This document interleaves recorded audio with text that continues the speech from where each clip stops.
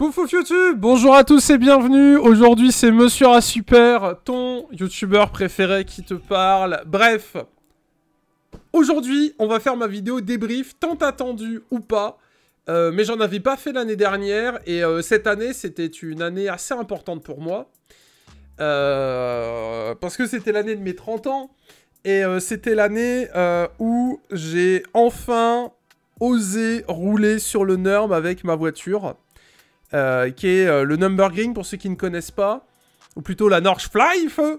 C'est un circuit en Allemagne qui est l'un des circuits les plus dangereux du monde.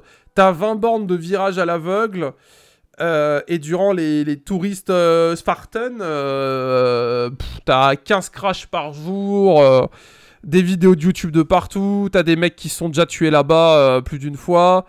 Des caisses qui ont été complètement détruites, enfin bref, ça a été la fin du monde.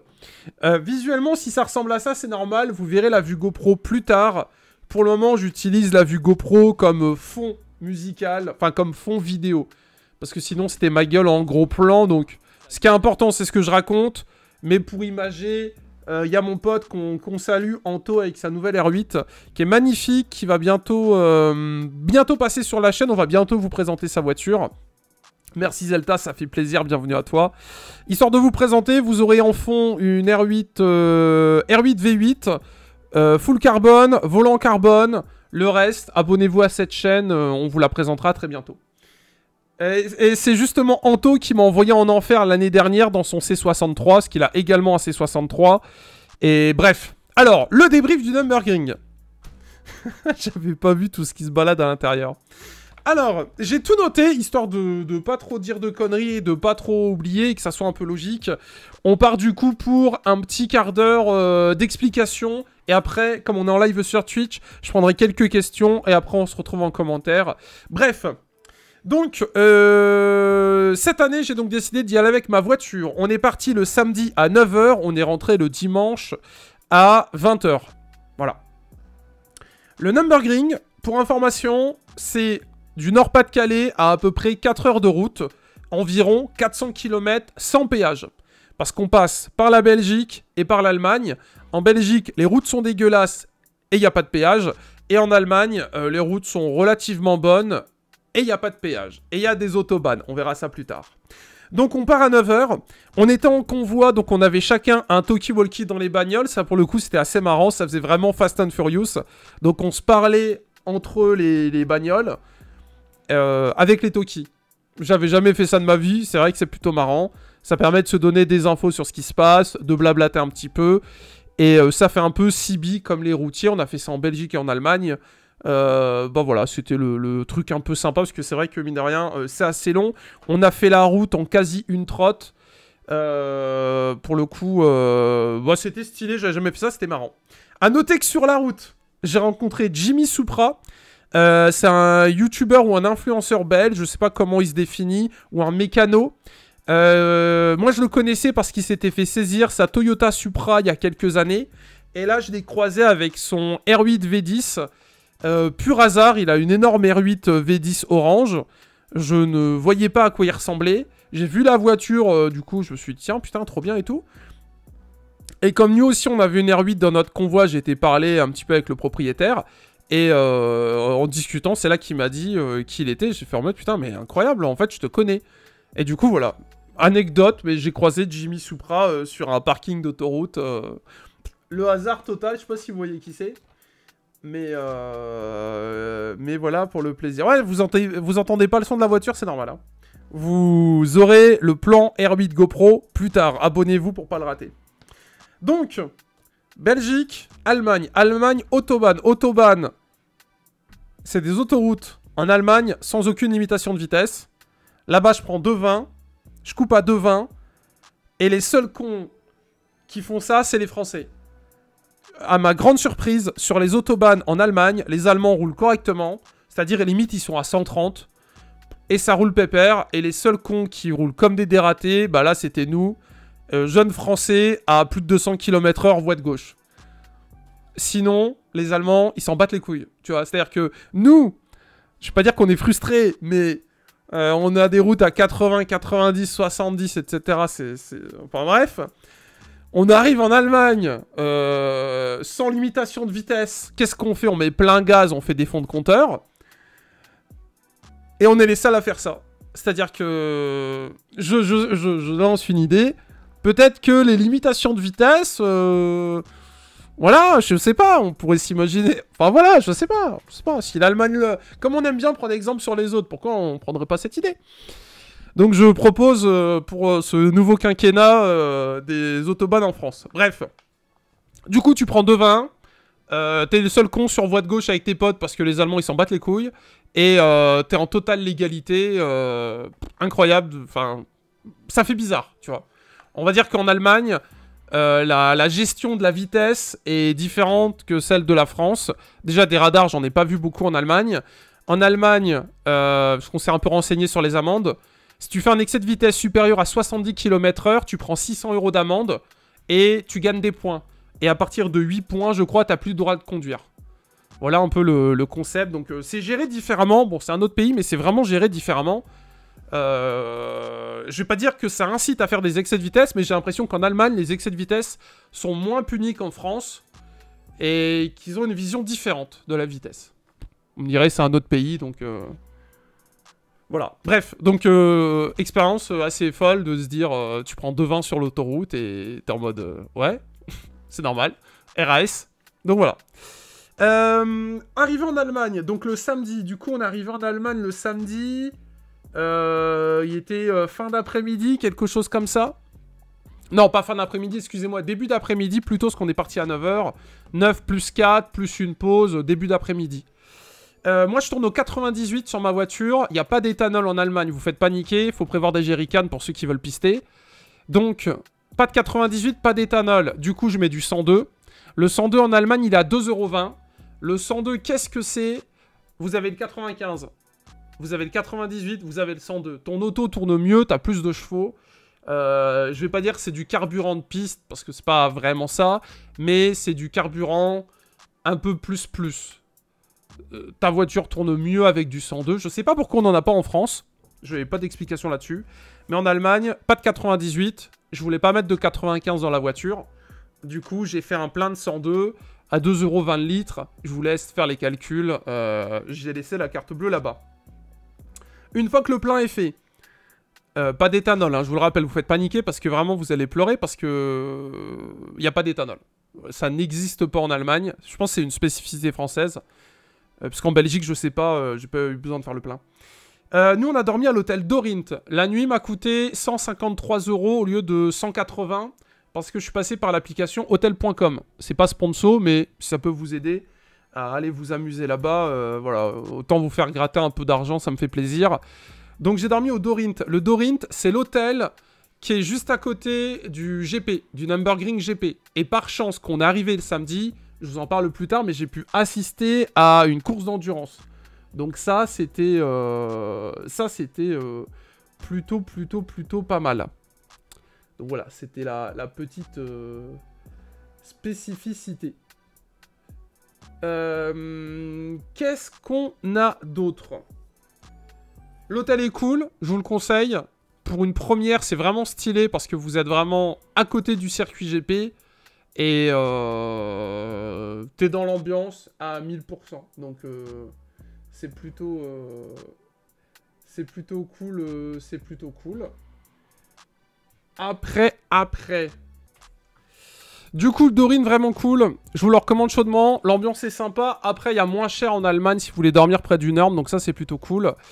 Je pense qu'une nuit au Nürm, en faisant un peu d'économie, on peut la toucher à une petite centaine d'euros. Là, j'ai claqué 150, c'était histoire d'être sur l'hôtel qui fait plaisir et qui régale. Donc ça, c'est bon. Quand on est arrivé, par un heureux hasard, il y avait une course Race 3 Endurance sur le GP.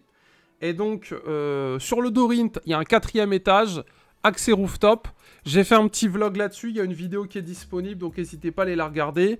Et pour le coup, ça fait plaisir, parce que moi, j'avais jamais vu de course... professionnels, voilà, avec des voitures qui font du bordel, etc. Avec des caisses préparées et tout. Et donc c'est plutôt sympa. Voilà, donc checkez le planning.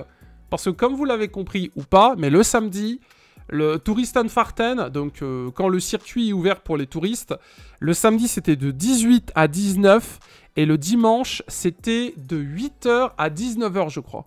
Ce qui veut dire que le samedi, il y a des Français, parce que j'ai discuté avec des Français, il y a des Français, ils ont passé la journée du samedi à attendre 18h. C'est con, parce que il se trouve que c'est écrit. Donc pensez à vous renseigner avant, il y a des applications qui existent. Sinon vous allez vous balader pour rien, et je peux vous assurer que c'est quand même dommage. Et bon courage à ceux qui ont attendu toute la journée, parce que vraiment, je pense que ça doit être très pénible. Parce que 18-19 heures, ça fait très court. Et vous allez comprendre pourquoi quand on va arriver autour du circuit. Et ben justement, c'est maintenant. Donc, la course Race 3 se termine. Il ferme le GP. On n'a pas pu rouler sur le GP malheureusement. 18 heures. Il faut aller dans la petite boutique Ticket Klaus. On paye 30 € le tour. Un tour dure 20 km. Les meilleurs le tournent en under 8, moins de 8 minutes. Les autres en un peu plus. Le tout, c'est de finir, j'ai envie de vous dire. Du coup, tu payes, t'as une petite carte. Tu vas te positionner au niveau du péage, parce qu'en Allemagne, le Nürburgring, enfin plutôt la Nordschleife, c'est considéré comme une autoroute à péage Autobahn. Donc, c'est une autoroute, donc il faut appliquer le code de la route allemand. Et c'est une autobahn, donc il n'y a aucune limitation de vitesse. Ce qui veut dire, on double par la gauche, on roule à droite, entre guillemets, et il est de bon augure de connaître un peu le circuit avant d'y aller, et de ne pas rouler au milieu, de penser à mettre son clignotant quand les mecs arrivent derrière, etc. Enfin bref, pour éviter les accidents. Donc, moi, je fais mon premier tour du Nürburgring le samedi à 18h00, je sais pas quelle heure, un truc comme ça. Parce que c'est de 18 à 19. Et on est parti. Tu montes dans ta caisse, le stress, instantanément, mal au ventre, un truc horrible.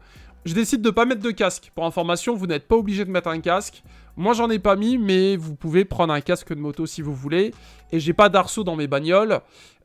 Personne vérifie, tout le monde s'en bat les bonbons. Tu peux y aller avec une Twingo, une 206, un C63, une R8, une Ferrari, une Lamborghini, une moto, un bus, un utilitaire, un scooter, une 125, etc.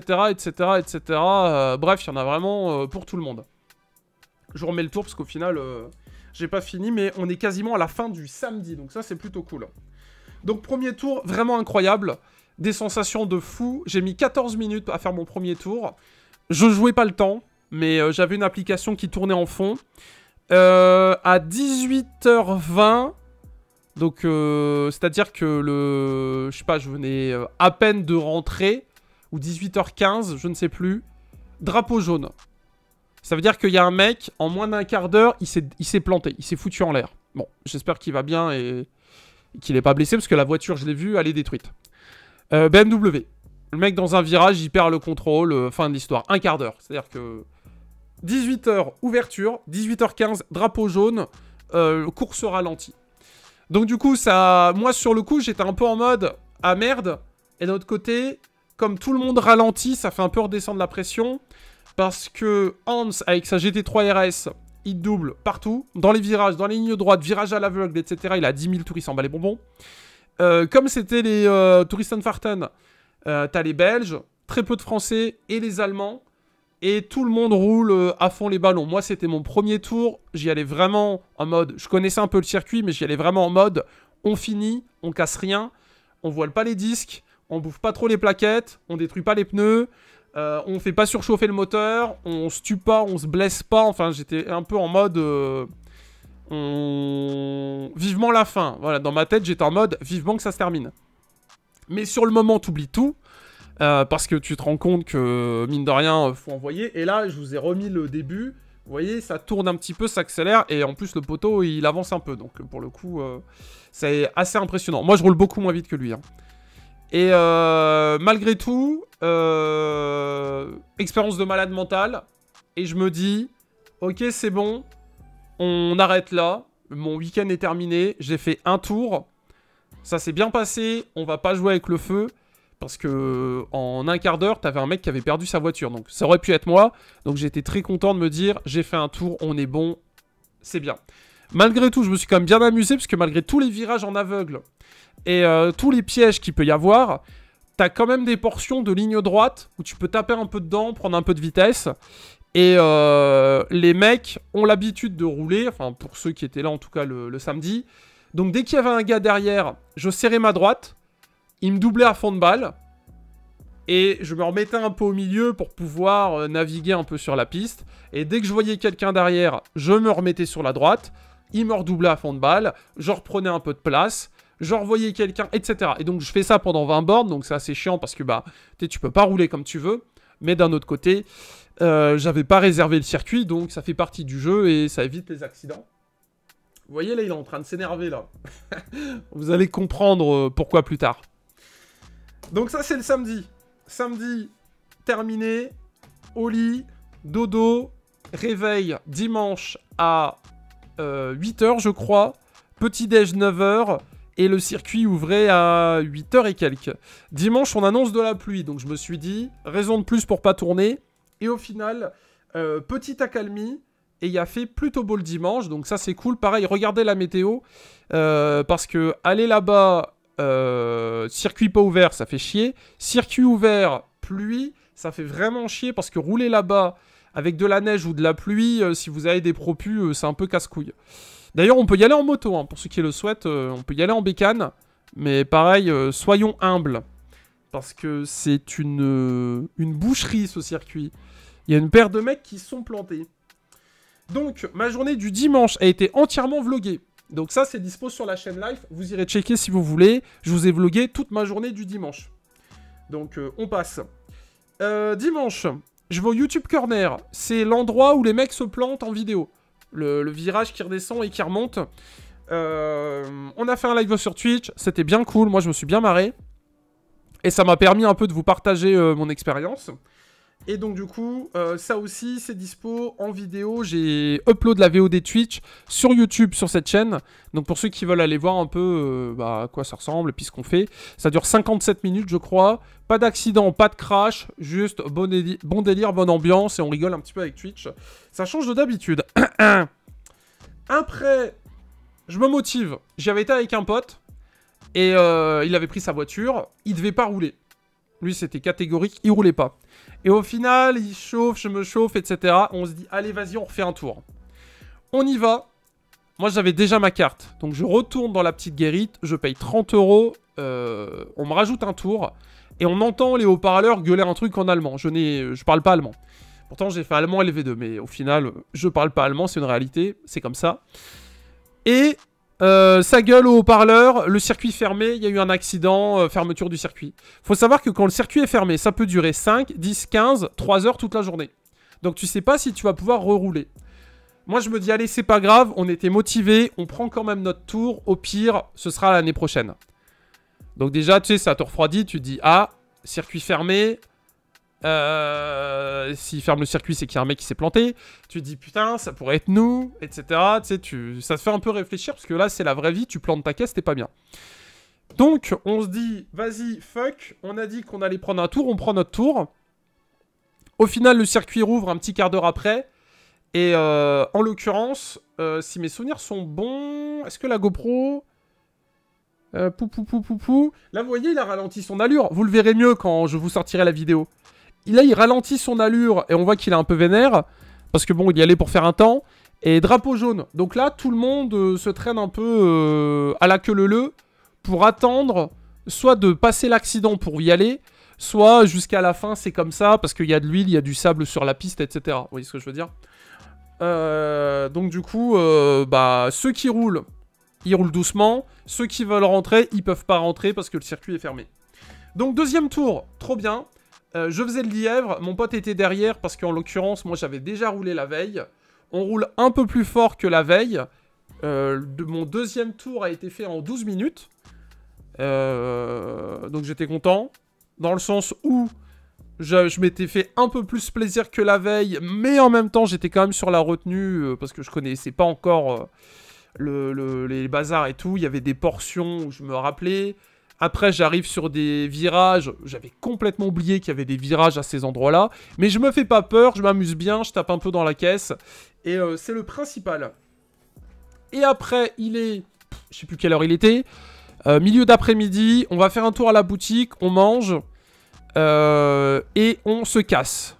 Autoroute, Allemagne, Belgique, France. Pas de péage. Donc en soi, mis à part l'essence et l'hôtel et la bouffe et le nombre de tours que vous allez faire, il n'y a rien à payer. Si vous tapez pas de barrière, si vous pétez pas la bagnole parce que ça coûte très très cher. Là-bas, l'extincteur est payant, la dépanneuse est payante, la sortie de fourrière est payante, le métrage de barrière est payant. Si vous faites fermer le circuit, c'est payant. Voilà, et j'en passe, c'est des meilleurs. Et ça, c'est si vous avez la chance de pas finir à l'hosto. Parce que sinon, j'imagine qu'il y a des choses à payer. Enfin bref. Donc, surtout, vous plantez pas, soyez humble. C'est le plus important. Et donc, après, retour en France. Après, j'ai noté quelques questions. Passe PCR. Pas besoin. À l'hôtel, ils ont absolument pas vérifié nos passes. Pas de masque. Tu fais ce que tu veux. En Allemagne, c'est passé, entre guillemets... Voilà, il n'y a pas de contrôle à la frontière. On est parti, on arrive en Allemagne, on est reparti, on arrive en France. Aucun contrôle, vraiment tu traverses espace Schengen, Europe, let's go again. Je ne parle pas allemand. Par contre, j'ai des grandes notions d'anglais et là-bas, ils ne parlent pas français. Donc je vous recommande chaudement d'avoir un niveau minimum en anglais. L'allemand, c'est pas important dans le sens où c'est une région assez touristique et ils ont compris qu'il fallait faire un petit effort pour avoir de l'argent.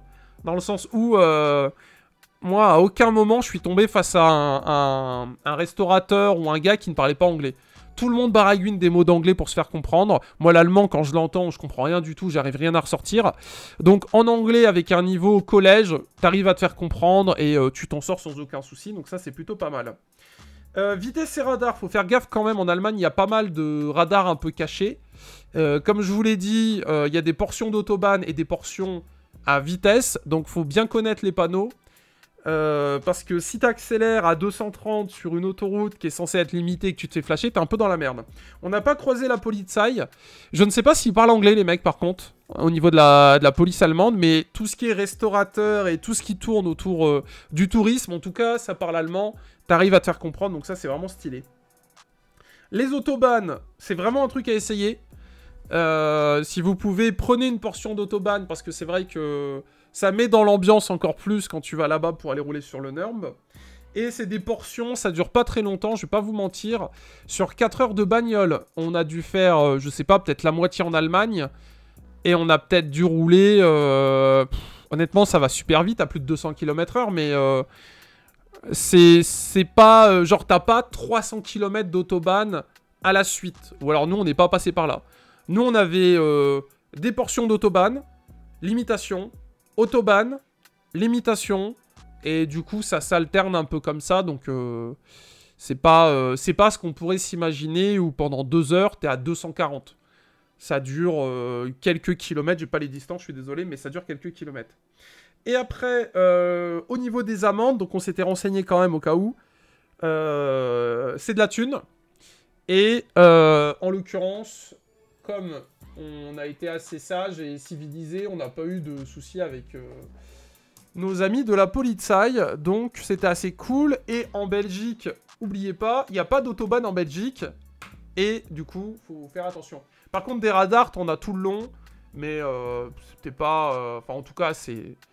Dans tous les cas, comme tu vas là-bas pour rouler sur circuit et te faire plaisir, entre guillemets, bah sur la route, voilà, t'y vas un peu mollo, sauf sur les autobahns où là, c'est quand même agréable de mettre des fonds de gaz, dirais-je. Et donc après, bah, on rentre et puis terminé. Clairement nostalgique, t'arrives ici, bon, t'es très fatigué, mais le lendemain, t'as qu'une envie, c'est d'y retourner, parce que c'était vraiment bien.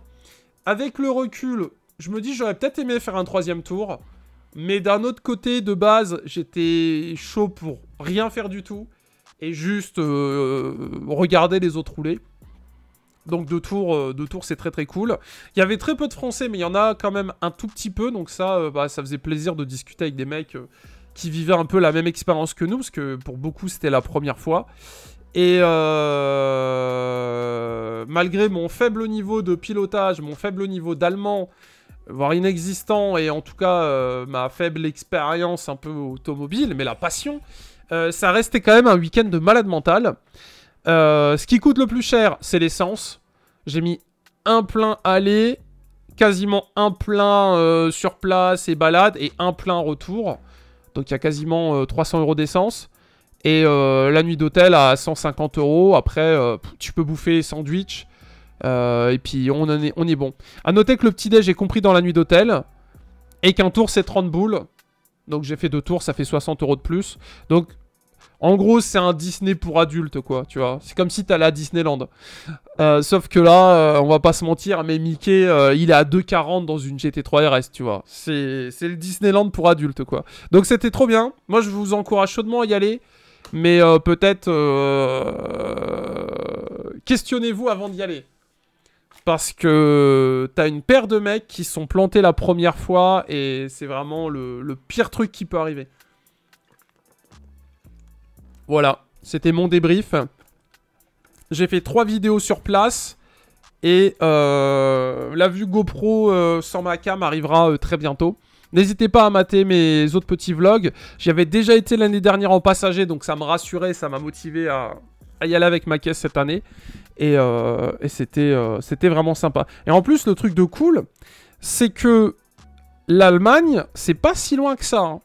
4 heures du nord, si vous êtes en Alsace, je pense en 2h30 c'est fait, 2h30, 3h. Après, si vous habitez sur Marseille ou Brest, bon là, les petits potes, voilà, faut prévoir un peu d'essence, dirais-je. Mais sinon, c'est vraiment cool. Et une question qu'on m'avait posée, bon, là, c'est le poteau avec sa grosse R8 terrifiante, mais 206 diesel, ça passe.